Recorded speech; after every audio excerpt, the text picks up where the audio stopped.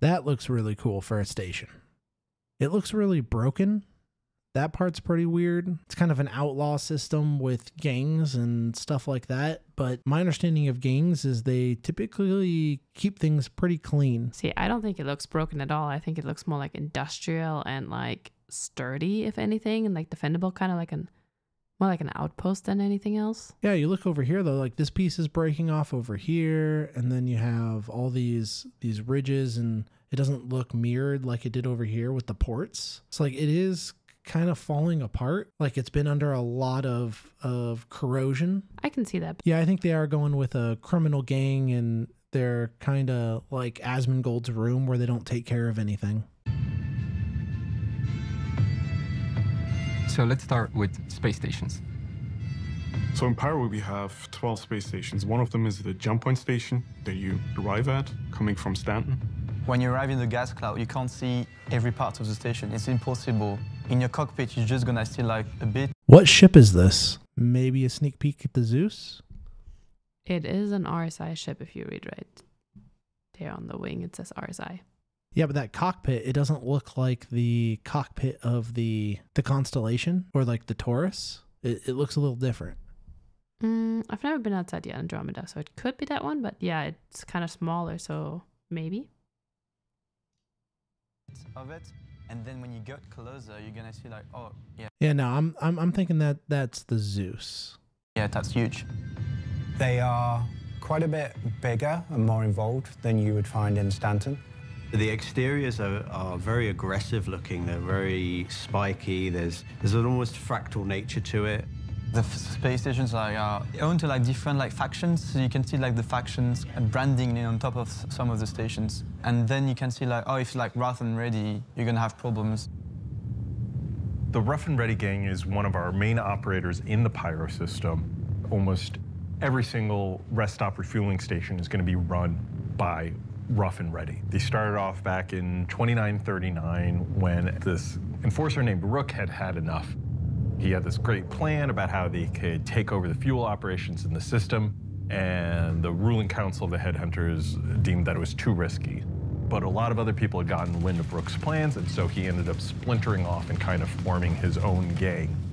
Rook decided to take on this symbology of rest and relax, which is a known refueling station, and kind of do their own spin on it. And they took the double R and they became Rough and Ready.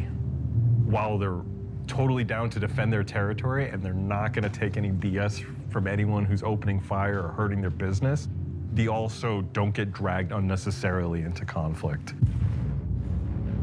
Each of the 12 stations will have a unique exterior, and some of the ones will be Starlight Service Station, Obituary,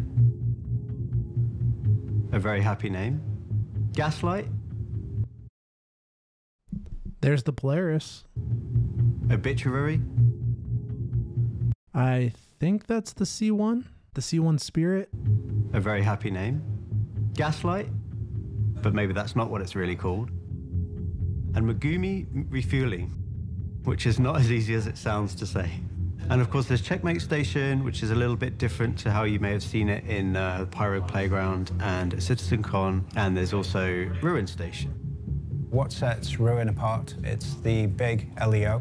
It was originally Checkmate that you would have seen in Pyro, but it's been greatly expanded. It has significantly revised and enlarged interior with much more gameplay opportunity.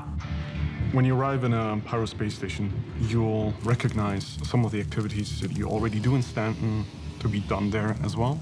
They have the same facilities, things like weapon shops, food courts, hangars. You have direct access from your hangar to the cargo deck, and that's where you can buy your commodities or sell them, and then you can return right away into your instance hangar and then go off on your trip. From there you can also access. So this is now intriguing because that's exactly what we were asking about earlier, was a more direct way to travel from your hangar to the place that you want to be. So I'm kind of excited about the station now. Yeah, so if I just listen to that again. Significantly revised and enlarged interior with much more gameplay opportunity. When you arrive in a... So one, there's much more gameplay opportunity. I wonder if that refers to the FPS they were talking about earlier. Pyro Space Station, you'll recognize some of the activities that you already do in Stanton to be done there as well. They have the So they're basically saying, they said some of the activities. That means you can't do everything that you can in Stanton. So it's not a one-to-one for what is possible in Stanton. same facilities, things like weapon shops, food courts, hangars. You have direct access from your hangar to the cargo deck, and that's Direct access from your hangar to the cargo deck. So you can sell your goods right away. where you can buy your commodities or sell them, and then you can return right away into your instance hangar and then go off on your trip. So this is more of like a stop point. Like you just show up, sell your goods, and leave. It's not somewhere where it's like New Babbage where you're going to stay. Yeah, it's not your living quarters. This is your mission area, if you will say. Yeah, it's kind of like a more a live hub rather than like a log off area. Yeah, I don't think you should log off in Pyro, considering, you know, it's a outlaw system. Probably wouldn't go well. Once they add persistence, yeah. That you can, but you'll have to hide once they have enough players in the actual system. Seems like an awful lot of work when I can just stay safe in Stanton. You should get better loot here. There's supposed to be more. We'll see how that actually goes, but high risk, high reward. From there, you can also access the external freight elevators to easily load your hull Cs. And so we've made these gameplay loops much less tiring in Pyro. And in Ruin Station, we'll have something called the Ghost Arena, which we'll let you discover for yourselves.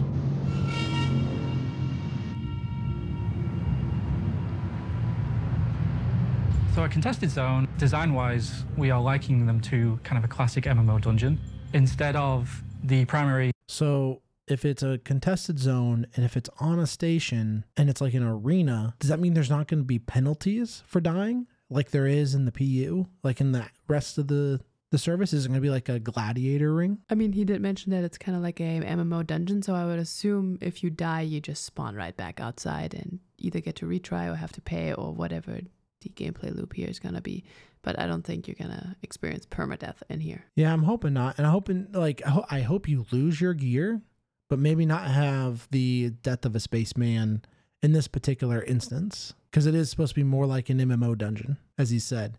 Maybe that's not the case. Maybe it's just going to be as punishing as everything else. The way of accessing this content being behind missions, we are taking more of an open approach. It is an open space for players to go in and farm, get loot, some special rewards, and explore the station even more. So potential rewards. Is that all they're ever going to tell us? Like, can we get more information than potential rewards? What type of rewards? The type is important. Yeah, but I think they want the player base to go and explore. If they're going to give it away now, nobody wants to play it in case the rewards aren't what we're hoping for. So Yeah, but if it's just another type of pistol that's just a pistol, doesn't do anything, like that loot kind of sucks. Like loot needs to be meaningful. I'd love to find like a shield generator or like something for my ship that's meaningful that you can't go and buy. Like the loot needs to be something I can't just go to a shop and just pick it up. I also don't want it to be just a railgun either. So you want like extremely high rewards for potentially little risk, depending on how many players are in the area at the time. I mean, technically, it doesn't even have to be like amazing rewards. It could also be little trophies that you can stick in your little event stuff that you can get. Could technically be cosmetics. I'd prefer something more usable in the game, but I mean, we'll have to wait and see what they add. I do like high value because you can sell it and make money. I do like the idea of like, what if they had this dungeon in every station and every time you clear it, you get like a paint for your ship. I think I like that because he said every station has like a different theme. So if you have like a theme paint for your ship, every time you clear it, that'd be cool. Like one that you can earn every time it wipes, that'd be pretty good. Or a new skin every, like once a year, they'll come out with a new one that you can earn. I think that'd be pretty good. Maybe every 6 months. I don't think it should be too often. Otherwise you end up with 10,000 skins, but I think, yeah, something you can earn in game and actually have. Yeah, but it also doesn't completely break the game. Like, let's say you're a more casual player and you only stumble into Pyro. Like, you still want it to be something that doesn't completely break the game. So if you got like the best shield generator in a dungeon, that would kind of suck. Would be nice for whoever gets it, but not for the weekend warriors. So what I really like about the contested zones is the fact that they are right there next to the social space. It's really quick access, which I think is something that makes Pyro unique. You can be in the social space, you have your shops, you have the hub, you have the clinic, but the contested zone is right there, often through just a door, an airlock. This will be very visually distinctive. It'll be very cold, there'll be ice along the walls. Some of these don't have the life support systems. The power will be generally out. We have booby traps and mines. You'll hear the odd rustling inside the vent.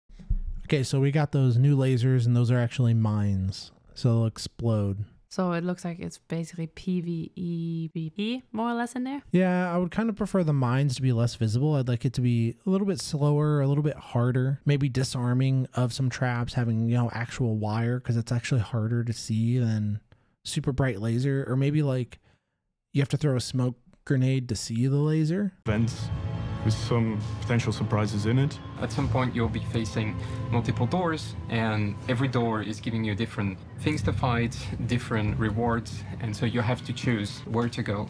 And some of them will be blocked through some puzzle elements, like key cards, to allow you to open the door and access the wing. Some areas are more secure than others with better rewards. Other areas are highly contested, and there's more players coming into that space and more like an arena. We really want to take advantage of that, the vibe for Pyro of PvP, of lawlessness, of being out, you know, sometimes alone, but hopefully you're there with your buddies to help back you up. The zone inhabits various types of outlaws. These inhabitants are a constant population within this space. So they're not spawned via missions, they just exist there, and they will respawn over time. So this is a constantly inhabited space with a constant flow of challenges. It also inhabits creatures, whilst we currently only have... They say challenges. Right now, the AI is not challenging at all. So hopefully with server meshing, it improves and it actually becomes more of a challenge, and they don't just stand in a corner. Also, that's the new animal, the copium. I hope that's only temporary. I don't know why they have infestations on parts of the station. I would like to see the story of why there's so many of them there. Like, why would you bring a ravenous dog on to a station and let it loose and then let it multiply? Yeah, it would be nice to hear the background story on that, but he did just mention there's going to be multiple creatures to fight. So, yeah, this should be fun. Hopefully they all work well and we get some variety. It'd be interesting to see like how they act. Copions, we're also thinking about expanding that potentially in the future. The ends could, you could be fighting bosses. A boss fight? Yes, we would definitely. So how can you have a boss fight in a game that's going for simulation? Like, everyone's human. They're all the same. Humans are humans. So, I mean, I guess a creature boss fight, maybe. Yeah, the only boss I could think of is from the background story, the guy who basically started finding the first outlaw organization. If he's still somehow alive, that would be a thing. But yeah, other than that, they're all human or little creatures. And I don't know how you would do a boss fight. It would just be, I don't know, more people to shoot, like, because they're all still just people. Or it's, a self-aware hammerhead. That could be a thing. A shark? No, the actual ship that you have to fight in space. I guess that would be using the same systems we already have, just copy and paste, copy pasta. Yeah, but my point was like, what if the objective is to fight the boss, not necessarily in space with ships, but with your FPS weapons? Like, imagine taking down a hammerhead. It would take forever unless you have like a couple hundred people helping you. I don't think that's going to happen. No? Okay. Yeah, I think they'll keep ship battles separate. So yeah, I think it'll be like an extraction shooter where you kind of go in and you have to escape, and there could be potential ships out when you're escaping. So whatever ship comes to pick you up, it'll have to destroy the ships that are waiting there blocking your escape. Yeah, that's far less exciting. They want bosses. They could be guarding the best loot. They could be mission-based bosses that spawn as well. What is loot? However, these boss fights in 4.0 or beyond is still up for development, but I would personally really like to see that kind of thing added to contested zones to make them